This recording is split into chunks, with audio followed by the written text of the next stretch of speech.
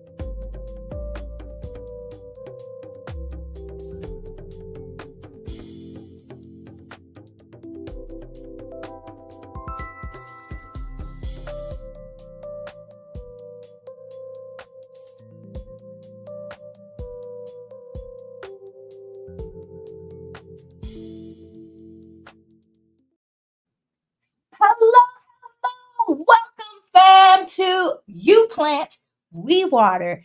Here on this part of the universe, I guess you would call it, we are focused on thinking about, talking about, and discussing our faith, spirituality, mental health, and most importantly, how to help you have the happy, healthy, thriving relationship that not only you deserve, that God has for you. Having said all that, I'm your host, Dr. Toya Flowers, licensed professional counselor with a PhD in counseling. And I'm also a professor of guess what? Counseling. And I'd love, as always, to welcome my distinguished co-host.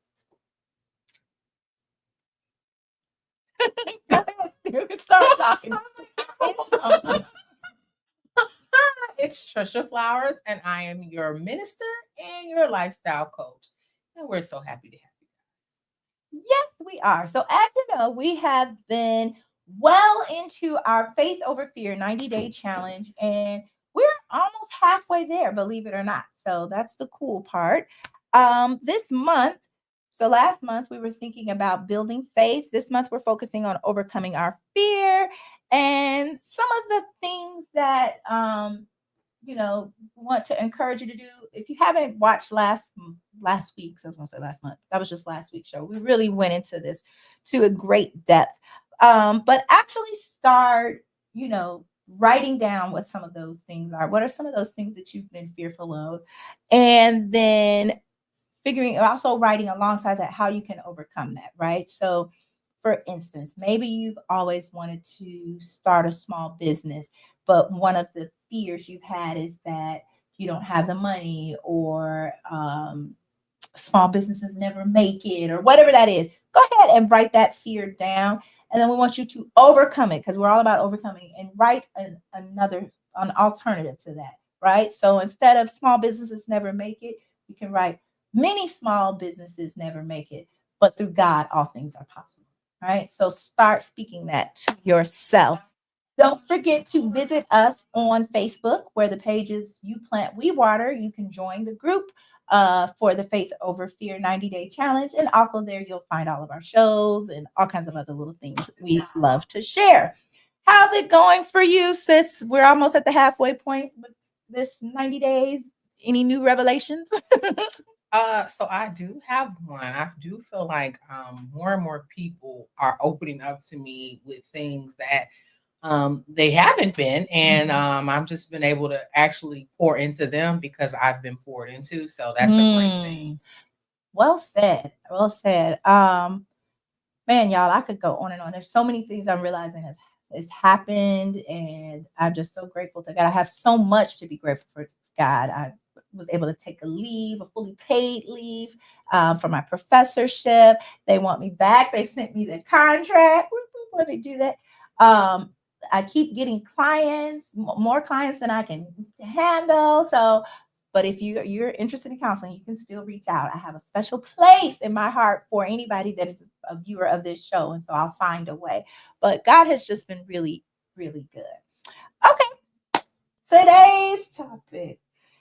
And sometimes, we come up with these topics based off what happens to us in the course of a day, week, or month. And so today's topic is mean girl syndrome.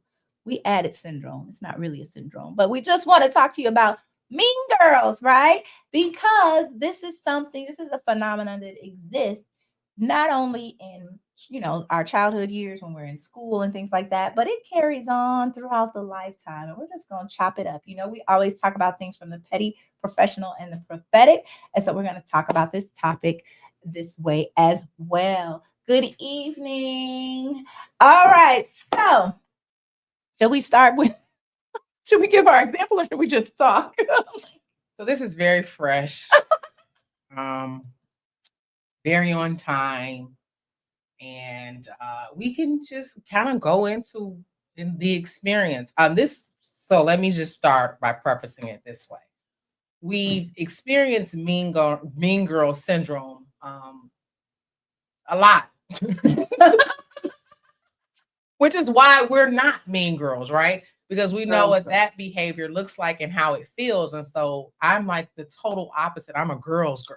Yeah. So I'm gonna cheer for you, even if I don't even know what the deal is. I'm there, like, well, you know what? Let's see what we can do. What we can do. But the opposite of that is the mean girl syndrome, which is also a hater spirit. Let me just call it out.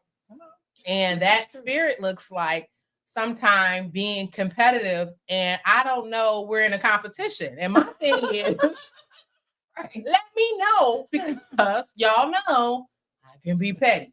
Let me know so I can get in the arena with you, right? Because I'm thinking we're just having a fun-filled adventure, and you're sizing me up to compete, and it's not fair, in my opinion. It's not fair because I didn't even know. If I had known that we was doing this little battle, I would have got in the spirit of battle. So. That part. I love it. So just hearing what you said, sis, I'm going to talk a little bit about what we mean about Mean Girls, right? So I think this was maybe the 90s or 2000s, but there was a movie that came out called Mean Girls. It's since been remade, and in that movie, there were like these they were like the really popular girls, but they were just mean to all the other girls. And then a new girl came and and then she got revenge on them, and she, ultimately became a mean girl. But what it means from a professional lens, what we know, even in childhood, in the world of counseling, is that males tend to externalize, right? So if there's something, and what that means is if there's something going on, something wrong with them, they're going to do something that's outside of them. They're going to externalize behavior, right? But what women tend to do is internalize. So we're going to do something within ourselves. So even if you just think of, I don't know, being stressed out, right? Men tend to project that outward, right? So they might, these are really bad examples because I have the scenario in my mind, but let's say they might go, I don't know, hit a punching bag or something like that. Whereas women tend to internalize, so they might cry or something. So it's this whole difference. Now, having said all that, what the heck does that have to do with Mean Girls? When women or girls are mean, it's going to be something that's more internalized. So with boys, you might see in school fighting, physical fist fighting. But what we know about girls is they're more likely to say hurtful things, to try to disparage the young girl's character, or spread rumors, put like they're gonna, it's not going to usually, I can't say all the time, but they're gonna not just be physical. They're gonna fight with words, right? And actions, right? And that still kind of continues. We call it that nice, nasty behavior that we can see sometimes. I'm gonna pause. Any thoughts? Is it like passive aggressive versus aggressive? Is that similar? It can be. I love that. And I was thinking that in my own mind. So being passive aggressive is like when you're doing something to somebody that's aggressive, but you don't want them to know. But no, this can actually be aggressive. It could be really aggressive, like spreading a rumor that somebody is a tool from a garden. Yeah. That's aggressive. That's not passive. Passive aggressive would be like suggesting that someone was a tool from a garden. Like, that's I wonder this, but if you just go on and do it, you are being aggressive. But again, it tends not to be covert, as physical as guys, whereas guys are less likely to spend time spreading rumors and more likely to just fight it out, right? So anywho, some stuff still continues. And I read this article. I don't know if we're going to talk about it now or later, but this was years ago. and it was talking about why women act that way towards other women. And they were like, I don't know how y'all feel about evolution and all that, but they were just saying that it has to do ultimately with competing for reproduction, right? Oh, that makes so much sense. Even right. like spiritually, right? So a lot of things come at the cost of who's going to get the most. Right. And so for a woman who you reproduce with or your suitors, that would make sense why women are a lot more aggressive with people who have a lot of them, right?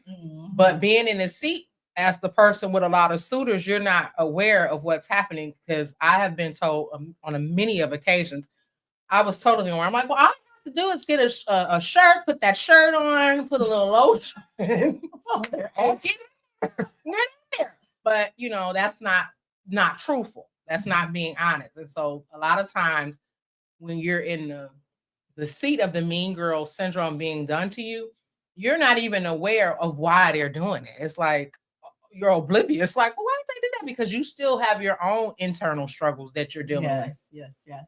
Well said. Yeah, that's something I had read years ago, and it was just basically saying that's where that meanness comes from, because whether they're conscious of it or not, that acting mean and trying to take you down could lessen your suitors, and then that creates more possible people for reproduction. Hey, Now, family.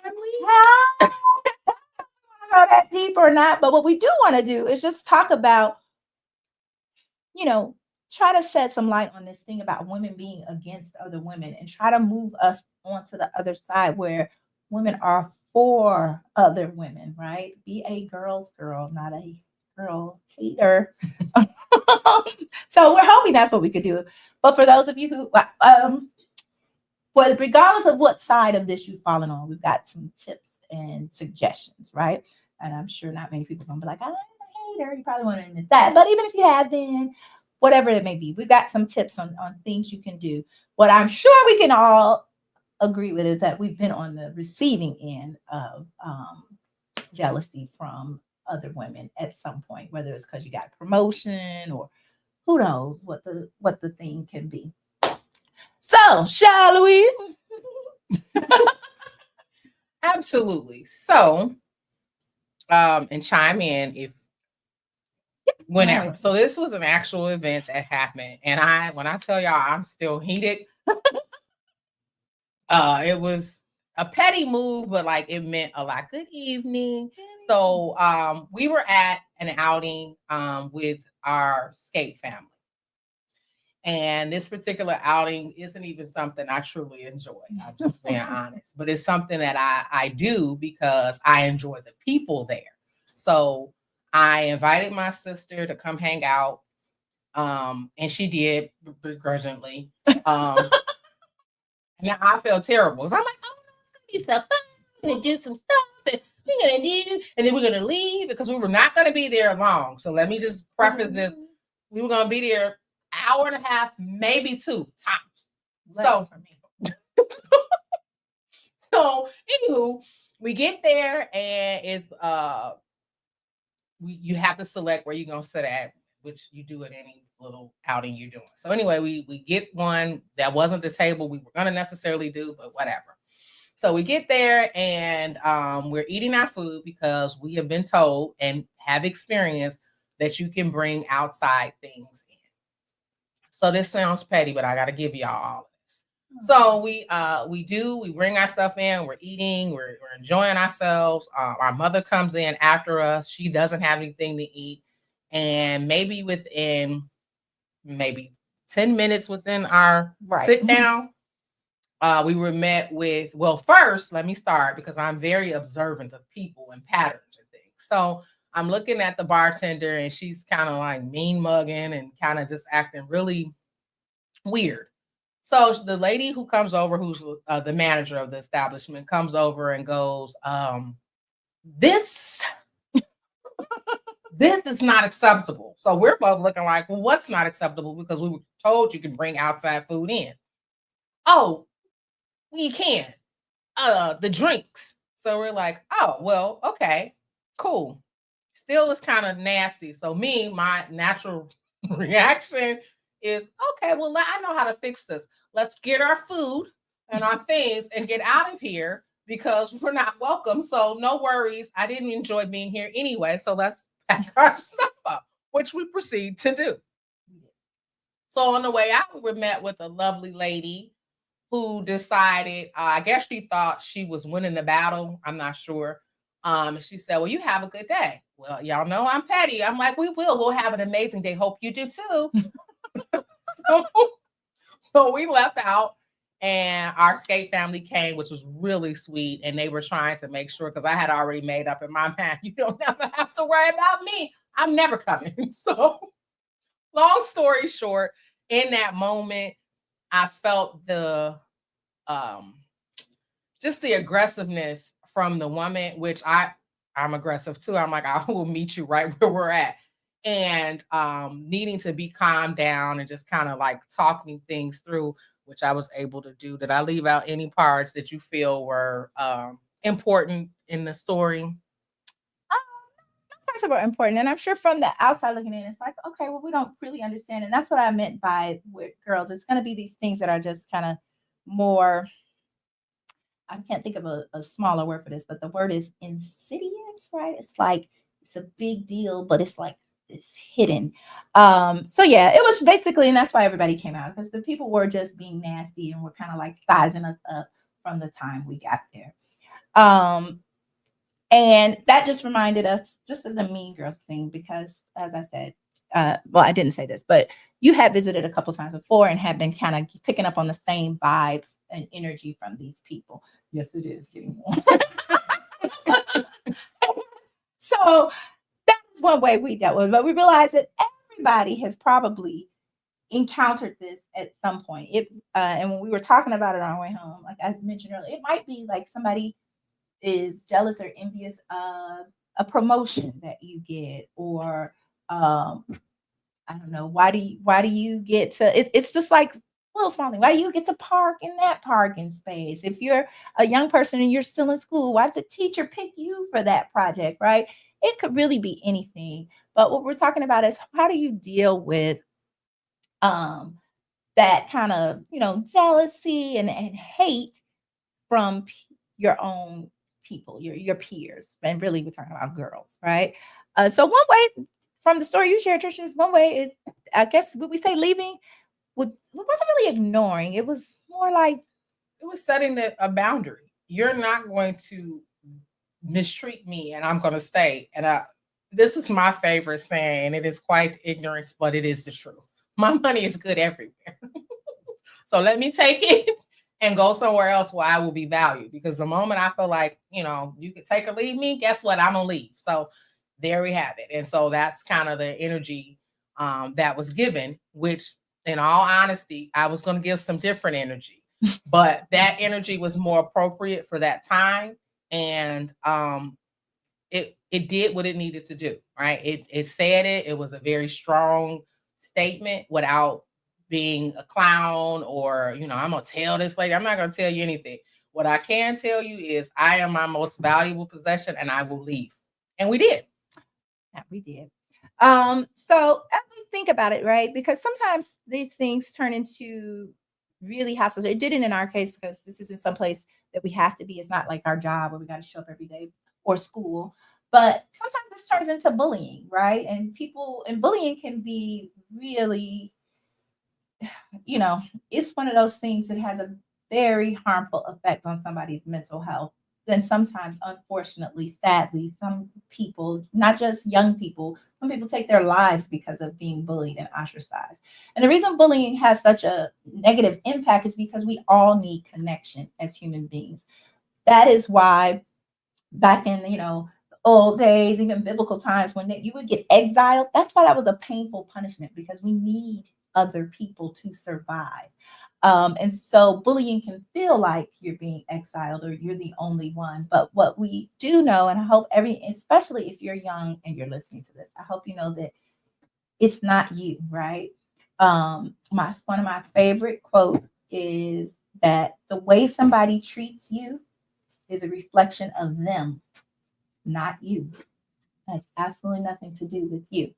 And so, having said that, hopefully we could talk about things we can do.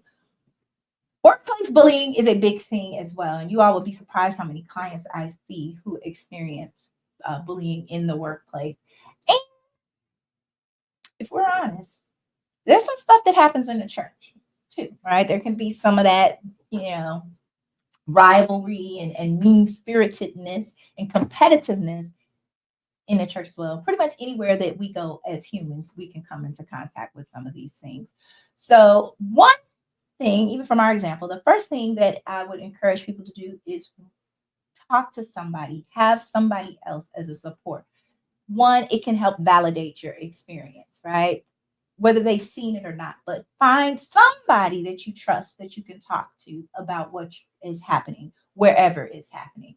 Whether that's saying, hey, you know, it seems like so and so has been out to get me, or I've been really hurt at school because these three girls are always, you know, whatever they might be doing, talking about me or taking my lunch or something like that. That's the first and most important. Tell someone. That sounds easy, but it doesn't happen a lot of times. The reason is because we feel ashamed or it's internalized the bullying and think it has something to do with us and we don't want to tell anyone. And that's the biggest mistake and the biggest trick of the enemy. So that would be one thing I would suggest. Talk to somebody about what you're experiencing. Thoughts, anything you want to add before I say more or less? I think when you do talk to someone, like she said, it does validate, because sometimes we're thinking, am I being sensitive or am I being moody or whatever? But usually 10 times out of 10, if you feel something, it's usually correct. And with that, you want to also just make sure that you validate yourself. You're not crazy, because a lot of times we try to talk ourselves out of stuff like, well, maybe, no, like, no, that person was out of order. Yeah, I love that you said that, especially to yourself, because you don't, when I say talk to someone else, is to get the help and support, but you don't need anyone else to affirm what it is you're going through. You can trust your own internal compass of what feels comfortable or uncomfortable to you. Let's see what Latrice is saying. Pre-game said I was bullied by my boss after losing my father. Oh, awful. I threatened to throw her out the window. We both ended up apologizing. Well, that we're getting there. You took some steps. But I love that you both ended up apologizing, right? So yeah, we're saying talk to someone, trust yourself, because sometimes you may be where you're the only person who can stand up for you. And there might not be no one, there may not be somebody who's going to rescue you. You might have to be your own superhero, and you can do that. Another suggestion after talking to someone, oftentimes you will hear ignore it, right? Try to ignore the bully. Um, Professionally, they do say that, right? But let's see, Monique. I thank God for my two spiritual sisters, but I'm still struggling sometimes. I want to treat life and check them, which makes it worse. Listen, Monique, that's real and honest, and it's like timely, because that's exactly where I was going, right? They say, oh, just ignore a bully and they'll go away or they'll stop. And y'all, if I'm honest, I don't know that that hasn't always been the case. And sometimes that'll just get the bully going more because they think, easy target, or this person won't make it difficult for me. So I say you can try that. You know, let that be your maybe a first line of defense. As I was telling you, try to ignore and walk away. And if it works, great. If it doesn't, we're going to plan B. So I say and I could be wrong, but first you address the person, because sometimes we walk away, they don't know, they might have thought you were walking away because you had to go to the bathroom, right? So you want to let the person know, hey, what you did was out of line. Well, see, that's not ignoring. That's not That's where I was going. Yeah, That's so plan I'm B. like, yeah. So yeah, but hey, that was out of line. I'm not dealing with this. That does not mean be confrontational. No throwing out the windows. No, but it does let them know right away, because what I will suggest with bullies is you nip it in the butt immediately, because the longer you allow them to feel like they have some control, the more they kind of try to pry the door open. But the moment they think, oh, well, I've met crazy, you sure have, and crazy is right on you. So let's stop right now. Let's cut it out. Agreed. And there's plan B. That's what I'm saying. You could try ignoring first, maybe the first instance, because sometimes what'll happen, what we're talking about, these things are called, have you ever heard this term, a microaggression? A microaggression is something that someone does to you that's it's kind of like being stung by or bitten by a mosquito, right? It's like, oh, it's irritating, but it's small. And so you think, oh, it's just one mosquito. But if you have 100 mosquitoes on you, that's painful. And that's what people are doing. Sometimes the problem with a microaggression is it makes us question, should I even be mad about it? And so that might be why you ignore it the first time. Because you might be thinking, did she just try me? Okay, I'm gonna wait and see. That's the only time I would suggest ignoring, because a bully, this is about power and control. So I agree. Plan B, say something. And that doesn't have to be aggressive. What you said at first was just a clear boundary. Like, hey, it seems like there's an issue. Is there something going on here? Whatever you might have to say.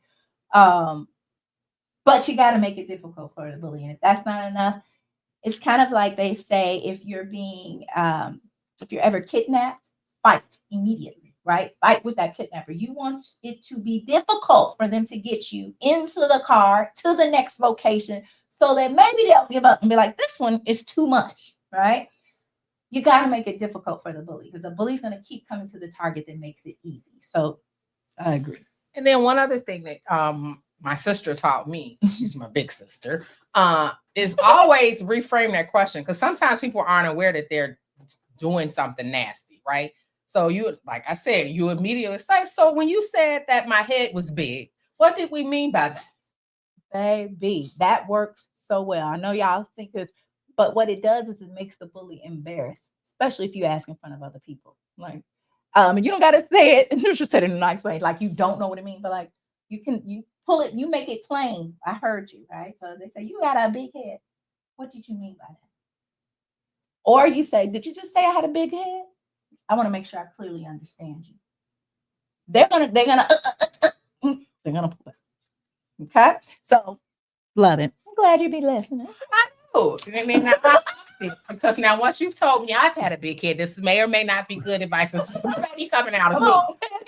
Now I'm looking for your shortcoming, right? Because we're all capable. So now I'm like, and you know what? Your feet are big. Like, so we just, oh, I didn't know you were gonna say that. I didn't either. Usually it takes them off guard once you have done a little dab back at them, because most of the time what happens is you're caught off guard. You're not aware that this is happening. But once you are, and you gain control of yourself, you let it be. You just say whatever you need to say for that moment, because that wasn't appropriate for them, and they shouldn't have been doing it to you. So that's my petty tip for the day. Is normally I'm coming right back with something that, the stuff, leave me alone, because I don't say things on purpose. Right. I keep my mouth off of people, but if we're going down a road, I'll meet you there. Pretty much, right? Which I would wholeheartedly agree. And I love that you said that, because that goes to the point. You got to make it difficult for the bully. So talk to someone, which means you're getting help. If you can try to ignore or walk away, great. Usually just to see, is there truly a problem? And then you got to set a firm boundary. That's what we're saying. Whether that boundary is by, first step, can we talk this through? Or if it's like, hey, this keeps on, XYZ, calling out their behavior, or maybe matching that energy, whatever it is, draw a firm boundary. Now, the thing about a boundary, we talked about boundaries before. A boundary is like a fence, right? Think of yourself as a house. Your boundaries are the fence that protects your house. You could have any kind of fence you want, depending on what you need to feel secure. Some people have a picket fence. Some people have a all brick fence, right?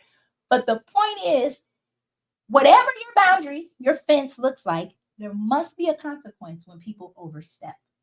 Yes. There's no point in having a fence that people can't get in if nothing happens if they come in uninvited. Then you might as well not have a fence. And that's the problem where most of us fall short with our boundaries, is we might do a good job at setting them boundaries, but we don't have a consequence for people who overstep. Let's see what Monique is saying.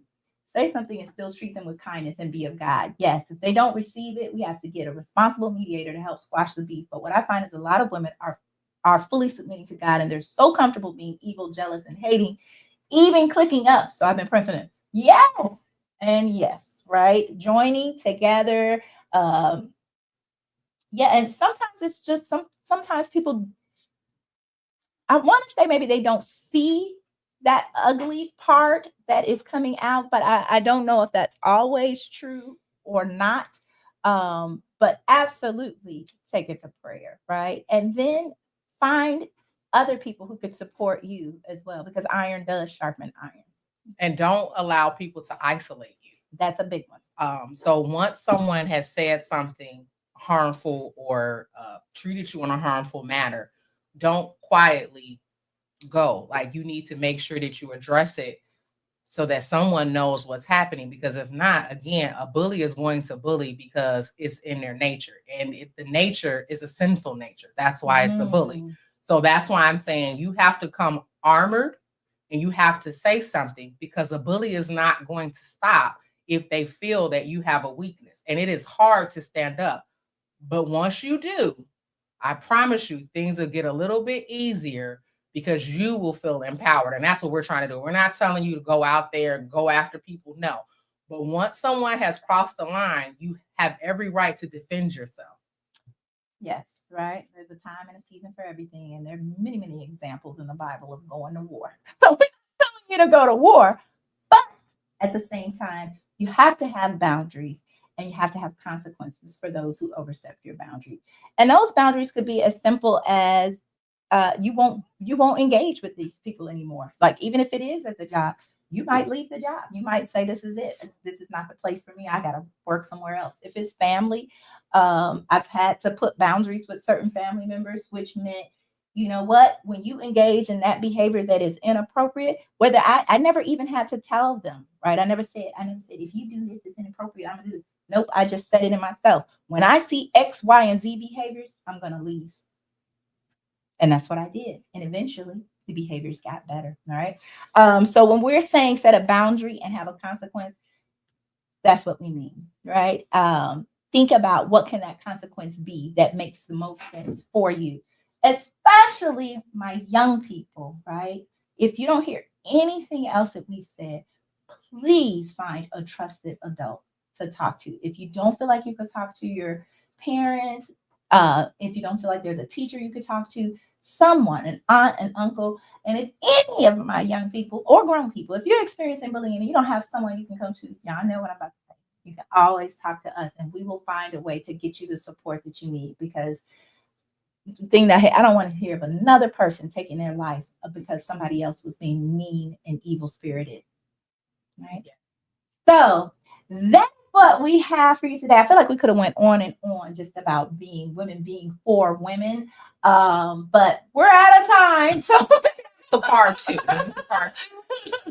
So maybe we'll have to do a part two another time. As always, please remember you can visit our Facebook page at You Plant We Water, where you can ask questions, you can direct message us, especially if you need counseling or support.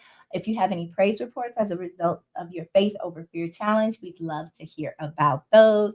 As always, we'd like to thank our executive producer, Bishop Lloyd Kohler Jr., pastor of Mission Covenant Church in Blue Island. And I think that's all. So remember, you plant, we water.